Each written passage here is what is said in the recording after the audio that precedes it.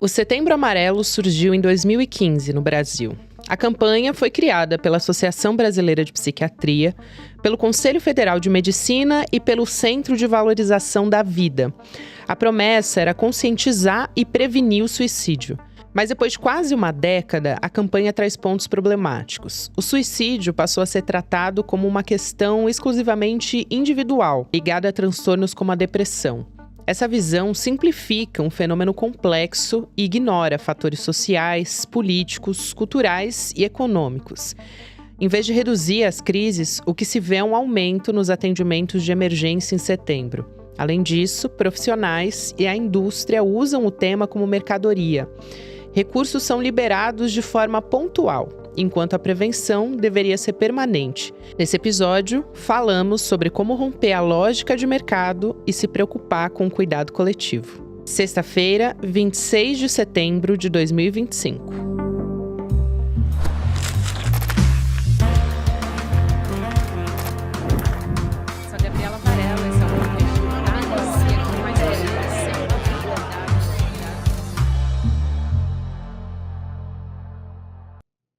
Olá, seja muito bem-vindo, seja muito bem-vinda. Eu sou a Gabriela Varela, esse é o Videocast em Detalhes que está começando. E aqui, sempre com um convidado ou uma convidada, a gente vai analisar uma temática importante do momento, nesse caso. Eu vou conversar, a minha convidada de hoje é professora, ela é palestrante, escritora, é a Mariane Santana, que também é pós-graduada em Psicologia Organizacional e Gestão de Pessoas e mestre em Teoria e História da Arquitetura e do Urbanismo. Falei tudo certo. Que Tudo bom certinho. te receber aqui. Bem-vinda.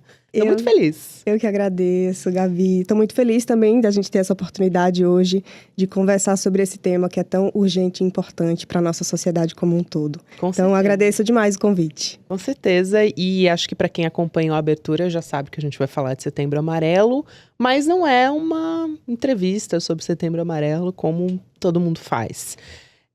Tá completando 10 anos esse movimento, vamos dizer assim, aqui no Brasil. Surgiu com essa iniciativa de prevenção ao suicídio e já alertando, acho que é importante que suicídio é multifatorial, né? Não tem uma causa única, acho sempre importante pontuar isso.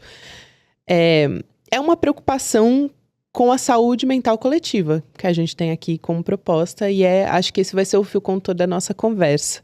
E também com a banalização da campanha, com esses desdobramentos ao longo desses anos. Eu vou te perguntar para o nosso começo de conversa, o Setembro Amarelo ele se tornou uma data vendável? As pessoas, as empresas, elas querem parecer que elas são empáticas? Gabi, acho que para a gente começar a nossa conversa, vale a pena a gente fazer uma retrospectiva sobre o Setembro Amarelo. Para começo de tudo, o que é o Setembro Amarelo? É uma campanha de prevenção ao suicídio, que tem uma causa importantíssima, muito nobre, né? Então, a sociedade como um todo se volta para essa campanha, né? Quando ela acontece em setembro. Dia 10 de setembro é o Dia Mundial de Prevenção ao Suicídio, então não é algo que acontece só no Brasil, é algo que acontece no mundo inteiro. E essa campanha ela surge nos Estados Unidos e ela chega ao Brasil no ano de 2015, através de uma parceria entre o Conselho Federal de Medicina, a Associação Brasileira de Psiquiatria e os Centros de Valorização da Vida. E então, elas trazem esse mote da campanha que é: se você precisa de ajuda, peça ajuda. Esse é o mote do Setembro Amarelo, né? E o que acontece? Essa campanha já roda há 10 anos no Brasil. E todos os estudos indicam que a campanha ela não resultou em diminuição dos índices de suicídio. E aí a gente precisa avaliar, então, quais são os fatores que precisam ser levados em consideração para a gente chegar a essa conclusão, não é? Acontece que simplesmente o mote de dizer peça ajuda, ele tem uma entonação que individualiza o problema da saúde mental. Então, você chega para o sujeito que está em situação de sofrimento e você coloca nele a carga de buscar isso e não necessariamente essa campanha coloca a sociedade para repensar as suas estruturas de produção de sofrimento. E aí, acho que é isso que a gente precisa pensar quando pensa nessa questão do Setembro Amarelo, em como essa campanha se comercializou e, de certa maneira, se banalizou e se esvaziou, né, do seu sentido de prevenção ao suicídio. Como tudo que o capitalismo faz, né? Ele se apropria e esvazia de sentido. Foi assim que o Setembro Amarelo passou a seguir essa lógica de mercado? Foi com o capitalismo se apropriando dele? Eu acho que o Setembro Amarelo, ele traz uma toada muito de um ethos neoliberal quando trata a saúde mental. O que é que eu quero dizer com isso? Eu quero dizer que as pessoas, né, elas são tratadas como empresárias de si mesmas, que é o que acontece no neoliberalismo.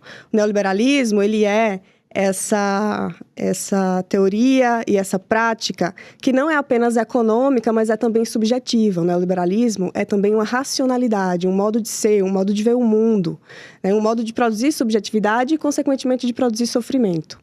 E o neoliberalismo, ele tem esse discurso de que as pessoas precisam encontrar o próprio bem-estar através das suas próprias capacidades empreendedoras. Ou seja, você precisa empreender o seu próprio bem-estar. Se você não está bem hoje, provavelmente é porque você não está se esforçando o suficiente. É o que diz o discurso neoliberal. Uhum. Então, a gente é ensinado, por exemplo, que a gente precisa ter bons hábitos, a gente precisa dormir bem, comer bem, né, fazer tudo certinho, beber água. E o discurso neoliberal quer fazer com que a gente acredite que, fazendo tudo isso, a gente vai ter sucesso. E desconsidera todos os fatores sociais, econômicos e estruturais que vão impactar na saúde mental dos indivíduos. Então, acho que quando a gente pensa o Setembro Amarelo, é importante pontuar isso que você já trouxe desde o início da conversa, que é a saúde mental não é uma questão meramente individual. Há um campo, né, que é associado a esse discurso que tenta reduzir a saúde mental a um aspecto unicamente biomédico, que vai dizer que é algo interno, que é algo do organismo, que é algo do mental. No entanto, nós somos seres biopsicossociais. Lógico, nós temos um corpo, nós temos um organismo, isso tudo, de certa maneira, condiciona o nosso funcionamento, mas também nós temos a nossa psique e temos o nosso papel social e a maneira como essa dinâmica social vai interferir na maneira como se produz sofrimento. Então, uma pessoa rica sofre diferente de uma pessoa pobre. Um homem sofre diferente de uma mulher. Uma pessoa nova sofre diferente de uma pessoa idosa. E a gente vê isso desde o início dos estudos sobre o suicídio. Se a gente buscar a própria origem da sociologia, da ciência própria que estuda a sociedade, um dos livros marcantes é justamente O Suicídio, do Émile Durkheim. E ele vai investigar e vai chegar à conclusão nesse livro de que o suicídio é um fato social. Ou seja, o contexto onde a pessoa vive vai influenciar nessa produção do sofrimento. Aqui no Brasil, a gente pode pegar algumas estatísticas, por exemplo. Então, no Brasil, de cada 10 pessoas que cometem suicídio, 5 são homens jovens negros, que são esses indivíduos que estão em situação geralmente mais expostos a trabalhos precarizados, que sofrem mais violência policial, que são aqueles que são mais assassinados, que sofrem mais essa violência de homicídio, que estão em maiores índices também como pessoas em situação de rua. Então, é um contexto que ultrapassa a questão do nosso organismo e reverbera também em como essa sociedade está construída. E quais são as perspectivas de amparo social também para esses sujeitos. Isso que você fala é muito importante, perspectiva. Porque como que a gente não entra num desalento, né? Porque é tão importante a gente falar sobre a causa do problema e não ficar só remediando ali na superfície, justamente porque a gente sabe que é multifatorial, que tem questões sociais, que o indivíduo ele é impactado pelo meio em que ele vive, enfim, pelos recortes que atravessam essa pessoa. E, de outro lado, dependendo da fragilidade que essa pessoa está passando, dela olhar para isso e ficar mais fragilizada e falar, não tem saída, então? Como que a gente resolve essa equação? É uma pergunta difícil, né? Porque, de fato, o mote do Setembro Amarelo é você querer dar uma solução individualizante para esse problema, né? Então, as pessoas querem encontrar uma forma de saírem desse sofrimento individualmente. E eu acredito que a gente precisa atuar enquanto sociedade. Se a gente não enfrenta essa produção de sofrimento de maneira coletiva, tampouco a gente vai conseguir sair dela.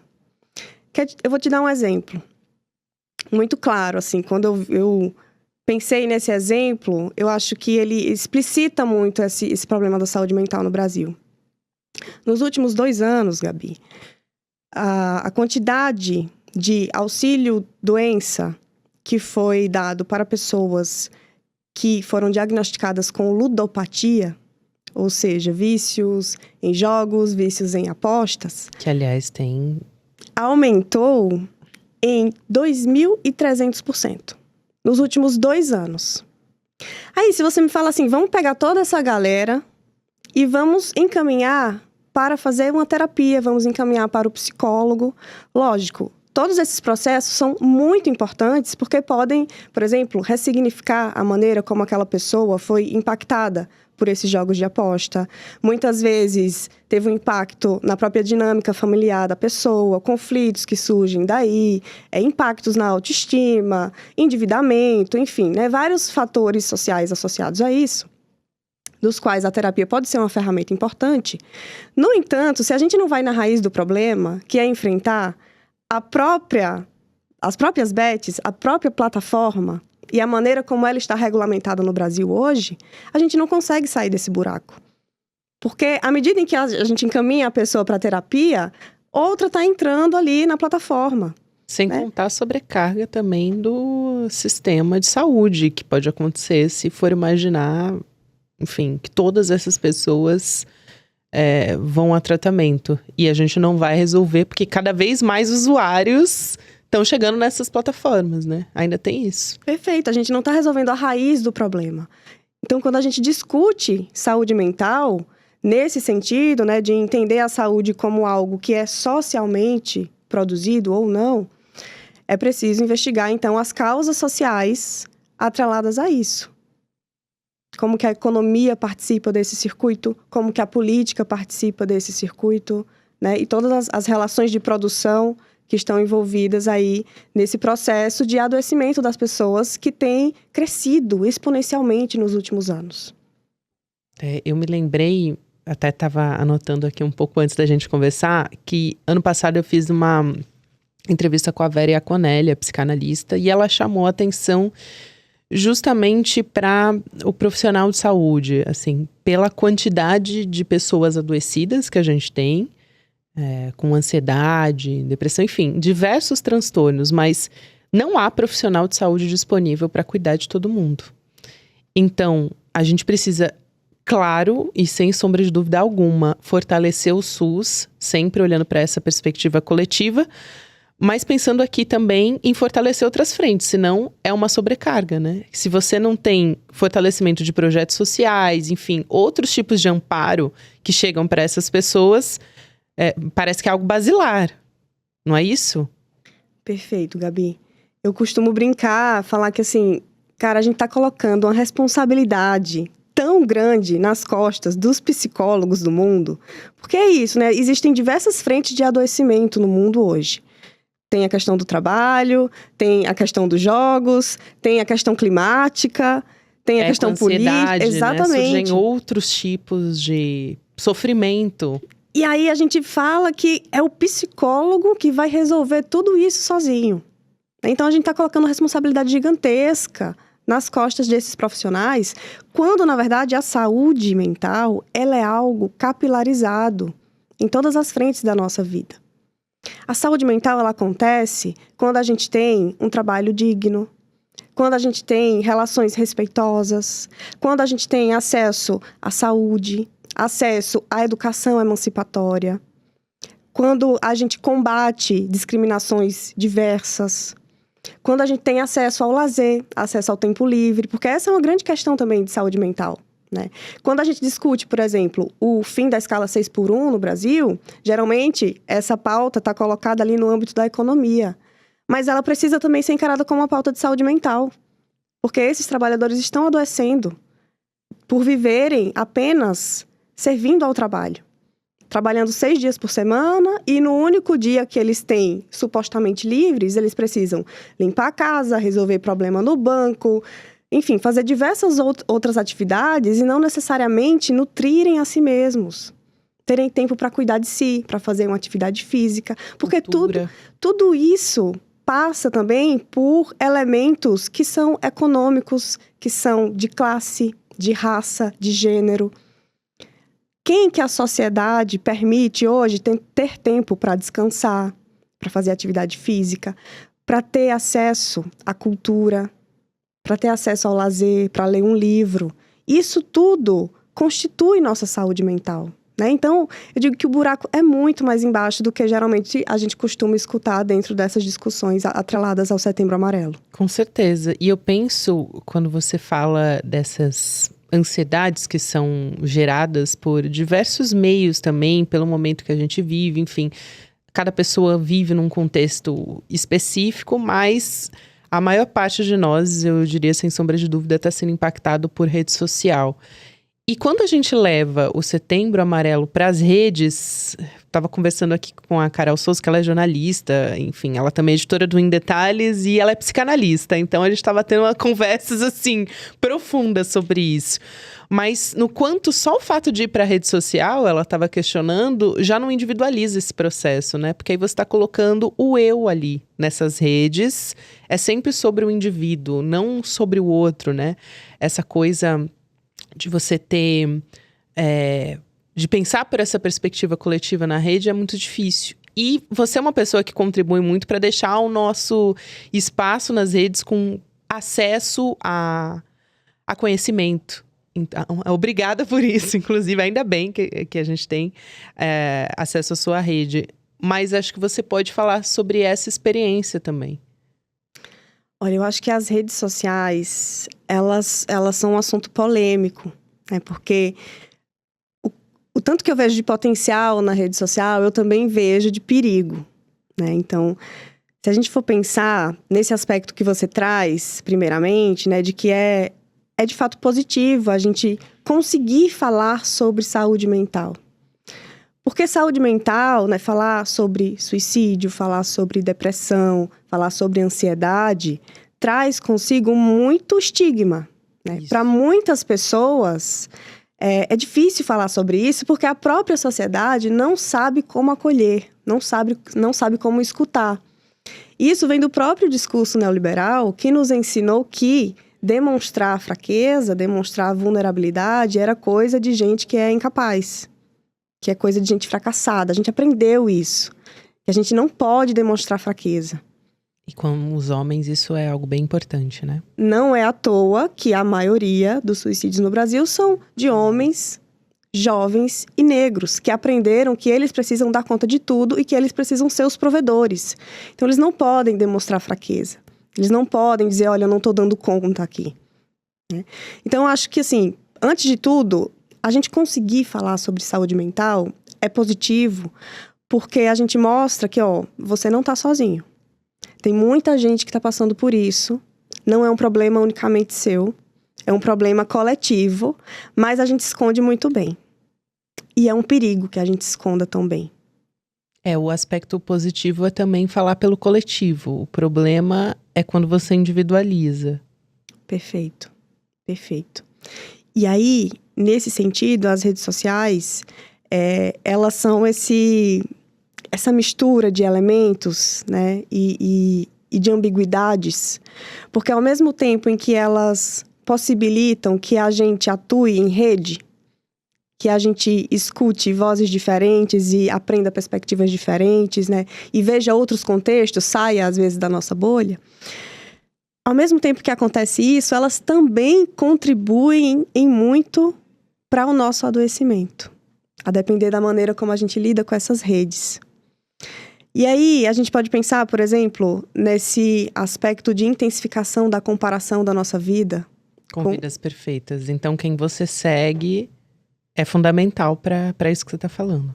Né? Se a gente pensar nos principais influencers do Brasil hoje, são influencers de lifestyle que vendem esse ideal de sucesso, né? De uma vida perfeita, de uma vida com dinheiro, com viagens, com boa comida, que não precisa tá nesse corre que a gente está acostumado a estar, né? Então, assim, isso tudo está atrelado também a esse ideal de sucesso dentro do neoliberalismo. E se a gente se compara, né, a gente compara os nossos bastidores ao palco dessas pessoas, a gente fica com a sensação de que a gente fracassou um pouquinho, né? Não é à toa, o Paulo Freire dizia... Tudo diz isso pra gente o tempo inteiro, né? Não, o Paulo Freire dizia que o capitalismo, ele é expert em transferir o fracasso do sistema para os indivíduos. Porque quem fracassou em 99% da humanidade não ter acesso a condições dignas foi o próprio sistema. Não é um indivíduo, né? Então, as redes sociais, se a gente não atua criticamente dentro dessa frente, elas podem ser uma ferramenta muito perigosa. E junto com isso também a gente vê, nos últimos anos, um acirramento das questões de ódio dentro das redes sociais. E isso está atrelado à própria lógica algorítmica, ao próprio modelo de negócio onde funciona a rede social, que é baseado na nossa atenção, né, em captura da atenção. E aí, nesse sentido, o algoritmo ele vai impulsionar conteúdos que mexem profundamente com os nossos sentimentos, de maneira amplificada. Então, a gente vai engajar naquilo que dá muita raiva, dá muito ódio, aquilo que deixa a gente indignado. É o que gera mais engajamento, é o que o algoritmo mais passa para frente. E, à medida em que isso acontece, é esse tipo de conteúdo ao qual somos expostos cada vez mais, né? Então, nesse sentido, a gente já volta para pensar essa questão de atuação coletiva, inclusive nas redes sociais. Que é pensar, não se trata meramente do indivíduo aprender a usar bem a rede social. É preciso também uma atuação social da própria regulamentação da plataforma. Por que discursos de ódio são permitidos? Por que linchamentos virtuais são permitidos? Posts misóginos, fascistas, nazistas, homofóbicos estão acontecendo todos os dias nas redes sociais e essas plataformas não são responsabilizadas, né? Então, a gente fala, por um lado, de saúde mental na rede social, há vários posts sobre o Setembro Amarelo na rede social, e do outro lado a gente tem essa grande hipocrisia, que é o próprio funcionamento da plataforma contribuindo para gerar mais adoecimento na sociedade. Perfeito, perfeito. Eu estava pensando aqui, você estava falando de grandes empresas e da responsabilidade das plataformas, eu estava pensando nas empresas de maneira geral, porque você falou dos empresários de si mesmos. A gente tem esse fenômeno acontecendo e responsabilizando o indivíduo, e aí você entra numa lógica de produtividade que é ele que se cobra, ele que é o chefe dele mesmo, ele precisa trabalhar 12, 14, 15 horas por dia, e ele acha que ele é livre, porque estão vendendo esse discurso para ele. Mas quando olha para dentro das empresas, também eu estou observando que nesse Setembro Amarelo agora, parece que está acontecendo uma crítica também, uma mobilização pela crítica dessas empresas que pegam esse mês de setembro e diz, bom, vocês precarizam o trabalho das pessoas, as pessoas estão trabalhando 12 horas por dia, elas recebem salário baixo, elas não têm direito a um bom plano de saúde, ou nem têm direito a um plano de saúde, ou elas, enfim, são empresárias de si mesmas dentro das empresas, porque esse fenômeno também acontece. Então, você esmaga essas pessoas a ponto delas não terem direito a nada, né? A lazer, a verde. Quando a gente pensa em grandes cidades, parece que isso é um ponto que seria fundamental para a vida das pessoas. E é um fenômeno, assim, que me lembra, Mariane, um pouco quando a gente falava do greenwashing, que as empresas estão querendo parecer que elas se preocupam com o meio ambiente, que elas têm essa preocupação. E é um pouco isso também com o Setembro Amarelo. Olha como a gente se preocupa com saúde mental. A gente até está fazendo uma palestra para isso, Só que acaba aí. Ela não tá fazendo mais nada pro bem-estar dessas pessoas que trabalham na empresa. Dentro das empresas, os programas de bem-estar, quando a gente vai olhar, geralmente são iniciativas pontuais e individualizadas. Que é isso, assim, né? Você passa uma ginástica laboral, você dá acesso a alguma consulta com um psicólogo para aquele funcionário que está solicitando atendimento. Mas quando você vai a fundo, você entende que muitas dessas empresas não estão interessadas em reavaliar a própria gestão, a própria dinâmica organizacional que é produtora do sofrimento. Então, isso que você traz, Gabi, é perfeitamente ilustrar essa dinâmica dentro do capitalismo, de como funciona esse uso da campanha de modo publicitário, de modo a fazer com que aquela marca, aquela empresa seja associada a uma empresa que se preocupa com a saúde mental, né, da porta para fora, para os clientes, para as pessoas consumidoras. Mas da porta para dentro, a história é muito diferente. Porque nesse sentido, o que seria de fato se preocupar com a saúde mental? É rever todos os processos de hierarquia dentro da gestão da empresa. É rever processos de remuneração justa, de ritmo de trabalho. Qual ritmo está sendo imposto? É um ritmo humanamente possível? A gente vê aí processos de demissão em massa, sem nenhum critério objetivo, sem nenhuma transparência, sem nenhum diálogo, né? Então, questões de saúde mental dentro do campo organizacional precisariam ser encaradas dentro da própria estrutura da organização, né? Senão a gente, de novo, está jogando a culpa só no indivíduo. E aí a gente fala para o funcionário que ele precisa, então, gerenciar melhor suas emoções. Sim, ele está em burnout, mas aí você não faz nada para melhorar o contexto. Precisa trabalhar a sua resiliência, ou seja, a gente ensina as pessoas que elas precisam se adaptar mais ao sistema e não questionar esse sistema. E a gente mantém tudo como está, pede que as pessoas tenham hábitos saudáveis, né? Mas, ao mesmo tempo, a gente continua expondo essas pessoas ao ambiente extremamente estressor. E aí, nesse sentido, não há saúde mental que se sustente. Mariane, eu quero muito agradecer a sua presença aqui. Foi um prazer enorme te receber. E eu acho que para a gente fechar, nesse minuto final aqui, conversar com você só me dá mais certeza que a única saída que a gente tem é coletiva.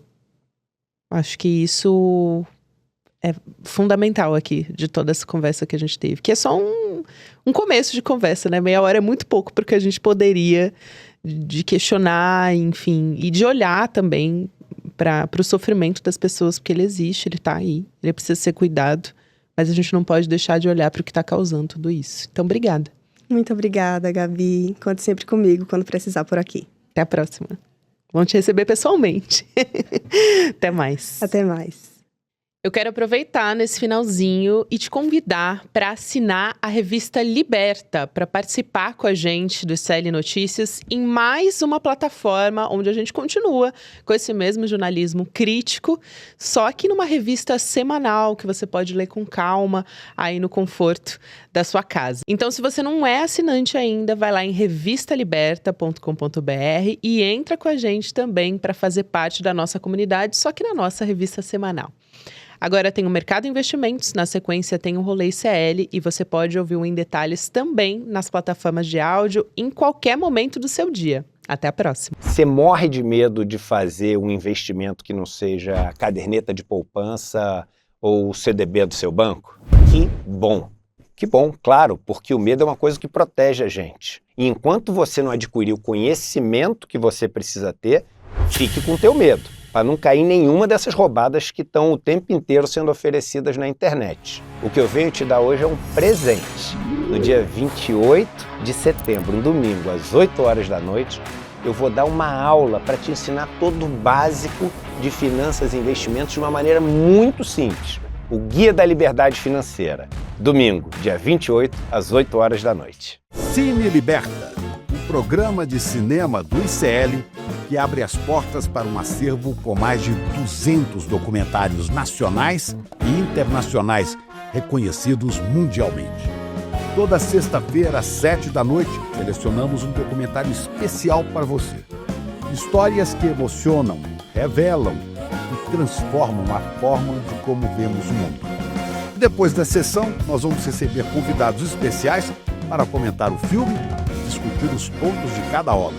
Cine Liberta, toda sexta às 7h em nossos canais do YouTube. E para mergulhar no catálogo completo, acesse o ICL+.